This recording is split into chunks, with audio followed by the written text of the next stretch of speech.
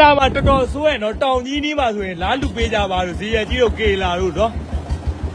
ကိုတက်နိုင်တော့ပေါ့ဗျာသိရမလားကိုမြန်မာလူမျိုးချင်းချင်းဗျာသိရမလားဟော9000တက်နိုင်9000တက်နိုင်ဗျာသိရမလားတော်တော်ဆိုးပါတယ်ဒါကျွန်တော်တင်ပြတာပါလူချင်းတာမလူချင်းတော့ကိုပိုင်းမှာနော်ခက်ခဲဖြစ်တဲ့နေရာတွေတော့ကူညီတာပိုကောင်းပါရဲ့ဗျာဟိုကဒီအိမ်တွေဆိုတော်တော်ဟွာလောက်သွားဟိုဘက်မှာရောဗျာနော်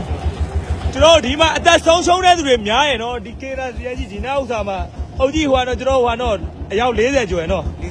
42ဦးတယ်နော်ဒီကလူကြီးနော်42ဦးဆုံးရှုံးနေတယ်အသက်ဆုံးရှုံးတယ်နော်ဒီမှာဒါဆိုကြီးလိုက်အောင်ဗျာတော်တော်လေးကေလာမှာတော်တော်စိုးပါတယ်ဗျာနော်ကျွန်တော်တောင်ကြီးမြတ်ကေလာမှာနော်မတိမှာမလို့ဗျာခုချိန်မှာတင်ပေးတာပေါ့နော်ဒီဘက်တွေပတ်ပတ်လေဗျာလုံးဝ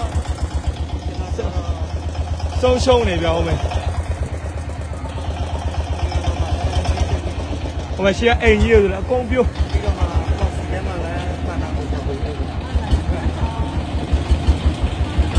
စတဲ့ကြီးလို့စတဲ့ကြီးကလည်းလေဒါဆိုတော်တော်ဆိုးတယ်ဗျာဒါဆိုကြည့်လိုက်ဒီမဲ့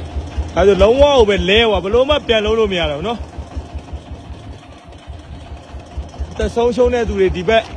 တော့ကေလာကျော်ဒီအနီးဇရက်ကြီးတို့ပေါင်းအယောက်40ကျော်သွားပြီရနော်